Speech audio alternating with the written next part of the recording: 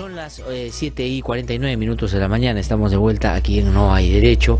Está ya aquí en nuestros estudios el congresista Richard Arce. Él es vocero de la bancada de Nuevo Perú en el Parlamento y ha tenido la gentileza esta mañana de venir para conversar sobre todo lo que está sucediendo en la política. Y de hecho el Congreso de la República ha sido el escenario el día de ayer de algunos de los principales actos claramente de impunidad y de favorecimiento y de blindaje a quien hoy día, envalentonado por la situación desde la Fiscalía de la Nación, está en una arremetida contra fiscales independientes. Congresista Richard Arce, qué gusto saludarlo, muy buenos días. Muy buenos días, Gladstone, muchas gracias por la invitación.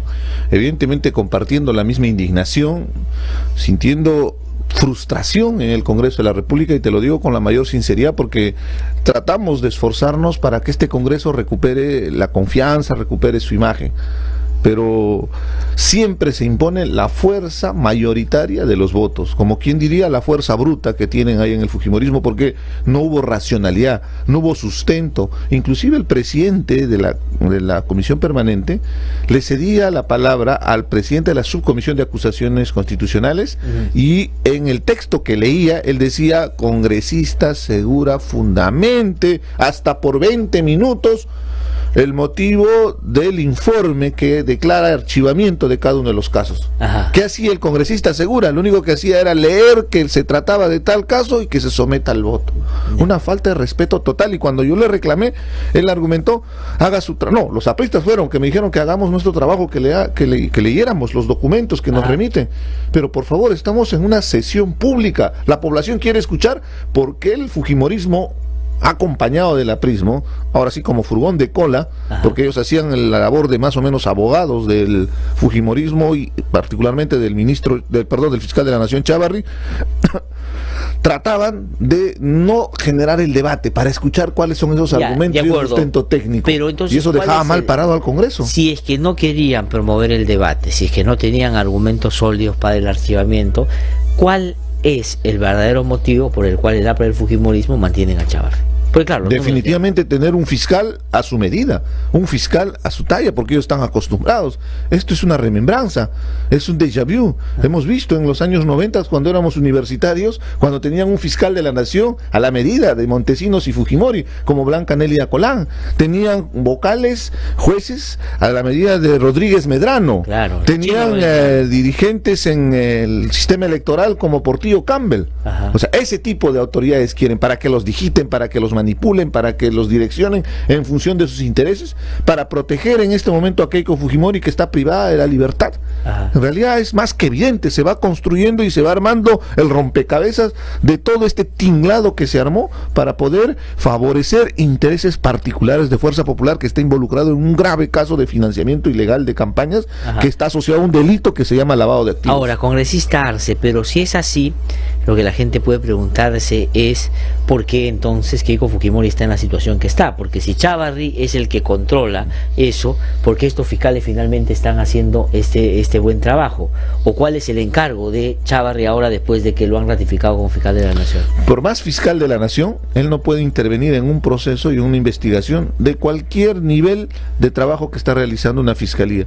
Puede ser una fiscalía en una provincia, puede ser una fiscalía superior. Él no puede tener la capacidad para poder intervenir en el proceso, pero sí puede intervenir en la remoción de los fiscales que están a cargo, lo cual haría caer cualquier proceso de investigación. El día de mañana no nos va a sorprender si Chávarri, por ejemplo, retira a Domingo Pérez. Él tiene la capacidad y sería legal. Entonces es lo que estamos tratando de proteger, porque ya sería el extremo.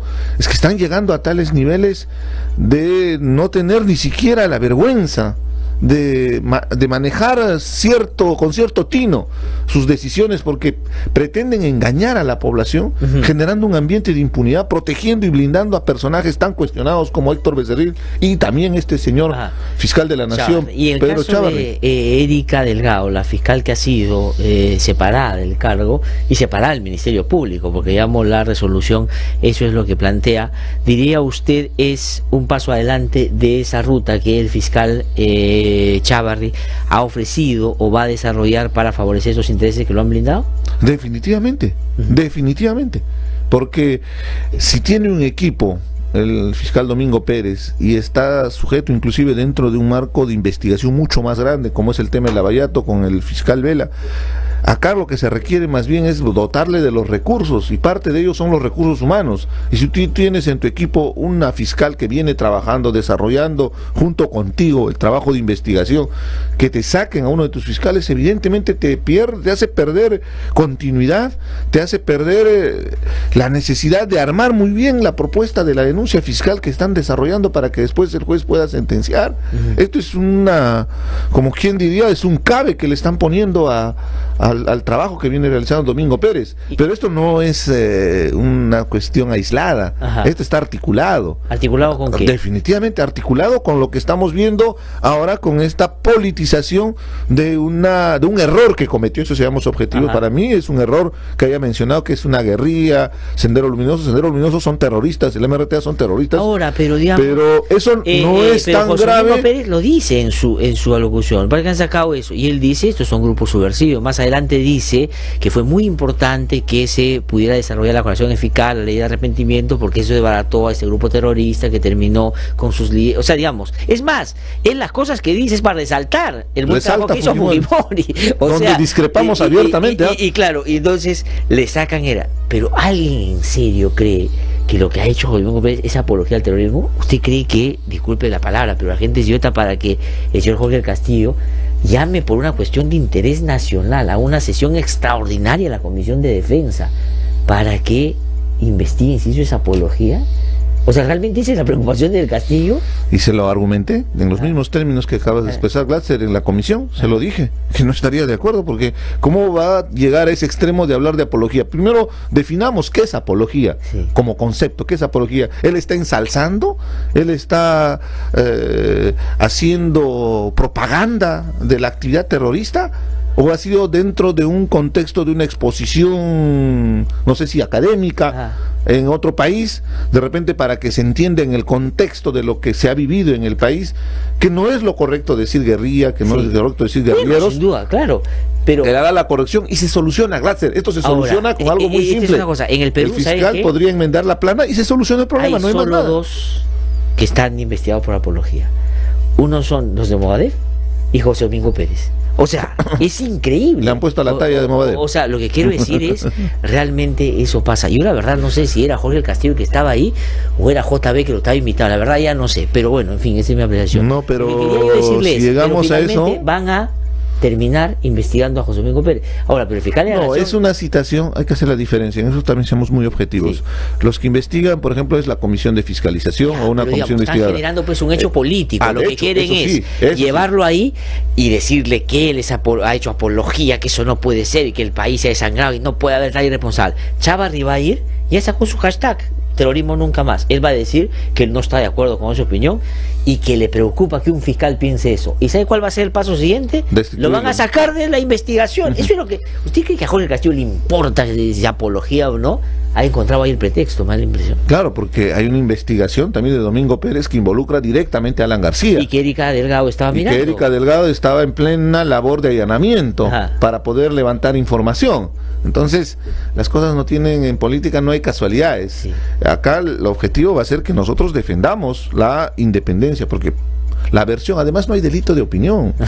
Sí, pues, en el peor de los casos, eso sería. En el peor de los casos, ¿no? Como lo acabas de expresar. Y lo segundo es que vamos a tener una posición clara ese día para que no se politice. Eso es muy importante.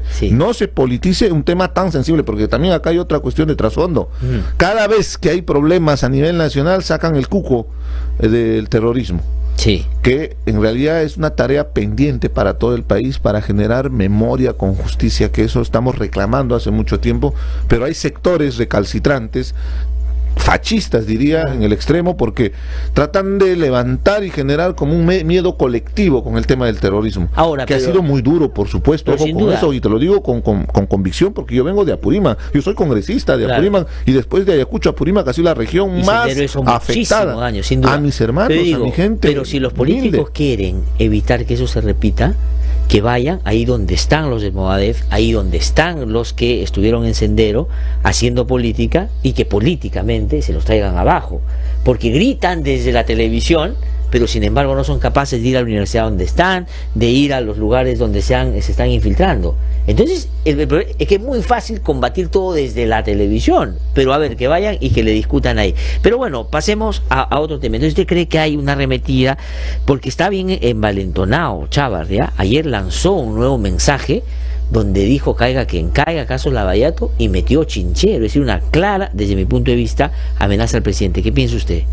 Y ahora con mucha más fuerza, supongo, porque en principio le pedíamos que renuncie. Ajá. Y no iba a renunciar, sí, porque tenía la protección de la señora K, que ahora ya creo que nadie va a decir que le va a negar que la señora K es Keiko Fujimori. Sí. Lo segundo es que después de este blindaje, primero en la subcomisión de acusaciones constitucionales, con todo lo que le he expresado de que ni siquiera han tenido argumentos, solo lo han hecho con la fuerza de sus votos, y ahora en la comisión permanente se archiva el caso, se siente mucho más fortalecido, y va a tener seguramente este tipo de acciones. Y acá hay algo grave: el fiscal de la nación no es político, él no puede hacer este tipo de expresiones, al contrario, él tiene que mostrar una total independencia en el ejercicio de su función, porque él va a tener que investigar a los de la derecha, a los de la izquierda, a los pobres, a los ricos, y todos los ciudadanos del país somos iguales ante la ley. Lección número 1 de educación cívica, para que puedan entender con esta aprobación también de la ley Fujimori, que pretenden hacer leyes con nombre propio. O sea, no puede direccionarse la ley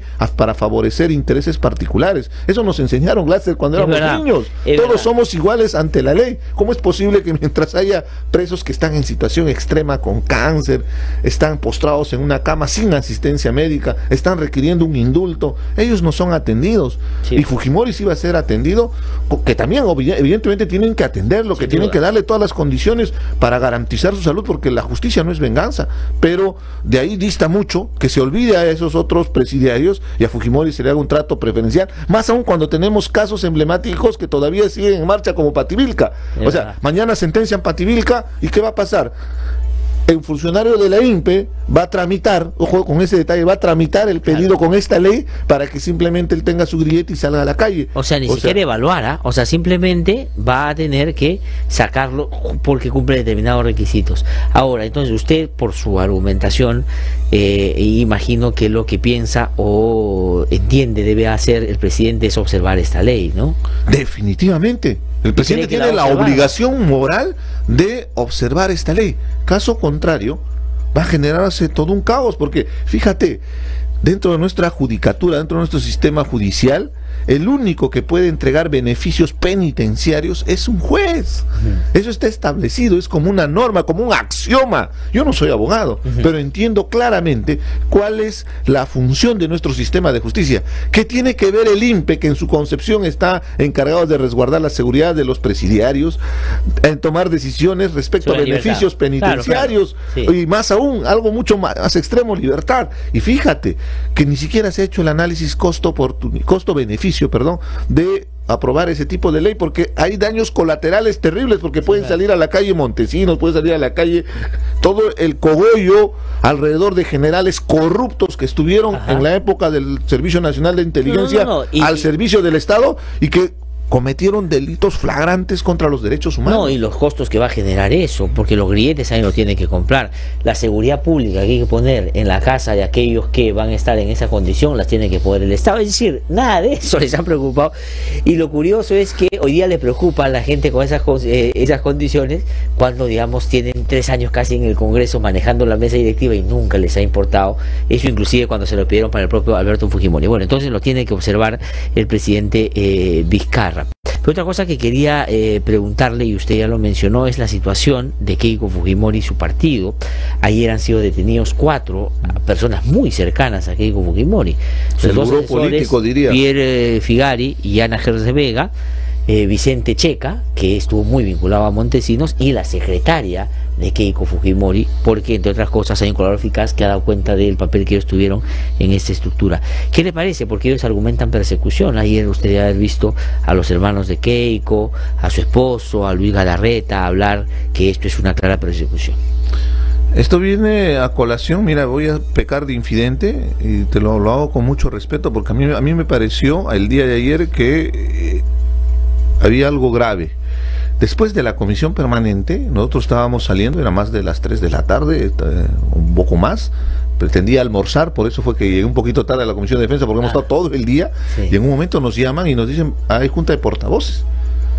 Vamos a la junta de portavoces y no estaba Salaverry, estaba presidiendo el congresista Tapia. Sí.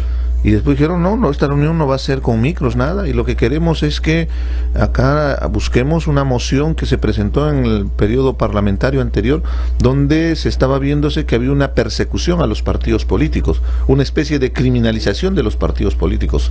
Yo realmente estaba muy indignado, así que yo solamente escuché. Entonces ahí es donde empiezo yo a tejer un poco lo que viene sucediendo. Yo soy muy respetuoso, ojo, con el tema de las reuniones, pero para empezar fue irregular esa convocatoria a la Junta de Portavoces. O sea, ¿qué les decían? Que saquen como un pronunciamiento conjunto. A ver, en otras palabras. Respaldando a los partidos políticos, y lo que estaba en buena cuenta pasando con Fuerza Popular era una cosa que atendía a la institucional política y no lo que el fiscal alude, que es una organización dentro de esta institución. A mí me parecía una falta de respeto a nosotros mismos, porque habíamos visto unos minutos antes que estaban blindando al fiscal de la Nación y después estaban pidiendo que de alguna manera las fuerzas políticas le demos el respaldo. Esto es grave. Claro, lo discutimos un poquito dentro de nuestra bancada, no quise informarlo, pero después de estas capturas y después de todo esto, va tejiéndose, cobra sentido. O sea, ellos sabían que ya probablemente se le venía eso y querían un porque ellos saben, porque ellos saben que han recibido dinero del Brasil, que ellos saben que han pitufiado lo que dicen al distribuir con personas los supuestos aportes fantasmas que ya muchas personas han declarado que jamás han hecho esos ingresos de dinero. Acá hay delitos, delitos muy graves que va a tener que asumir.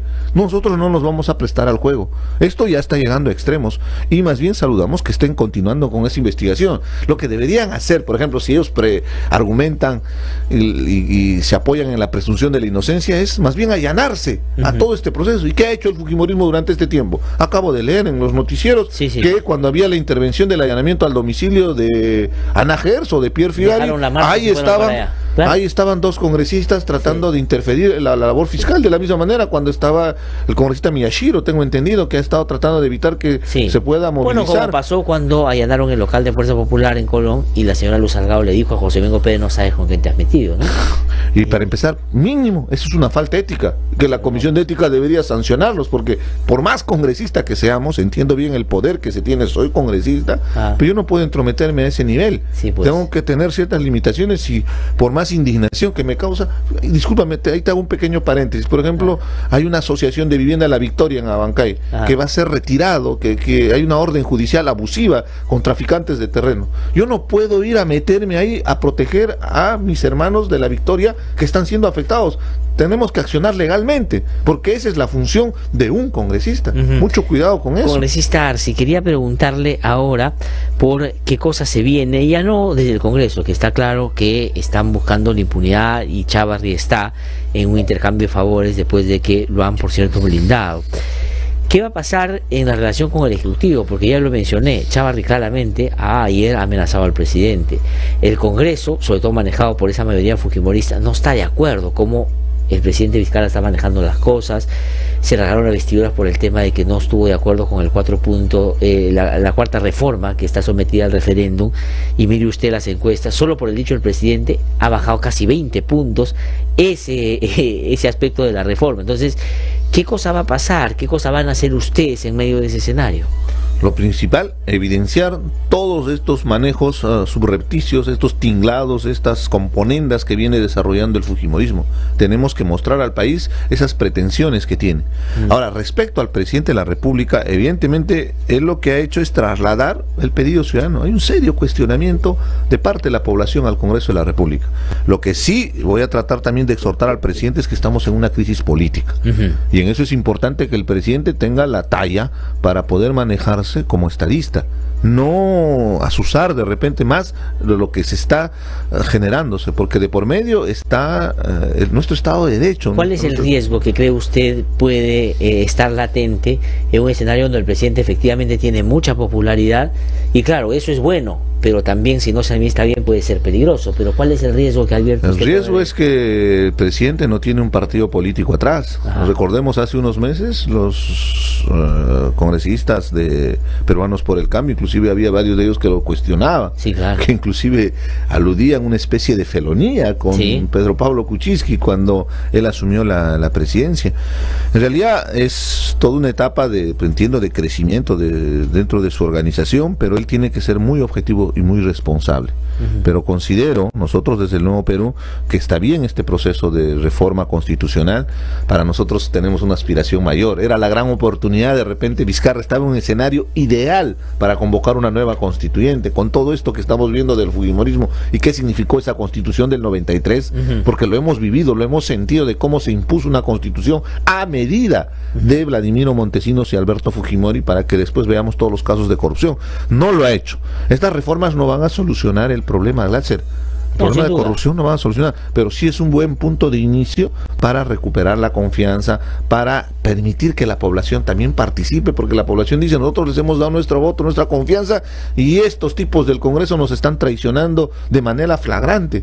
Entonces, ¿cómo puede recuperar la confianza? Con participación ciudadana. Pero ustedes, por ejemplo, en el referéndum, aquí tengo que terminar, van a promover que se vote por los 3 primeros sí y por el último no, como el presidente. Sería la premisa, pero hay un detalle muy importante. Nosotros ya votamos en contra por las 2 reformas, por la bicameralidad y por el tema de la no reelección, pero estoy pensando por la pretensión en lo que va a votar la gente, porque ya eso en el Congreso ya se cerró con la aprobación de las 4, pero ya la OMP mostró la cédula y hay que marcar sí no para el tema de la Junta por la Justicia, sí o no por el tema del financiamiento del partido, sí o no por el tema de la reelección y sí o no por el tema de la bicameralidad. ¿Qué cosa es lo que van a hacer ustedes? Bueno, te diría a título personal, porque estamos analizando todavía y habría que ser coherentes. Si nosotros hemos votado en contra porque ha habido una distorsión, nosotros hemos evidenciado en los 2, no solamente en la bicameralidad, en la no reelección nosotros pedimos que se incluya expresamente que los congresistas de este periodo no tengan la posibilidad de reelección, porque ese es el pedido ciudadano. Y eso no lo han querido aceptar, por eso votamos en contra. En el caso de la bicameralidad se ha saltado ahí un procedimiento porque se ha manejado el tema de cuestión de confianza. Pero de esas 2 últimas entonces nosotros votaríamos en contra, definitivamente, porque hay que ser coherentes con la población y con el mensaje que damos a ellos. Congresista Richard, muchísimas gracias por haber venido a conversar con nosotros. Está muy amable, ha sido el vocero entonces de el Nuevo Perú que ha estado con nosotros. Voy a una pausa, regreso en un instante porque ya está en los estudios y converso con él en un ratito. Juan Jiménez Mayor, expresidente del Consejo de Ministros. Ya vuelvo.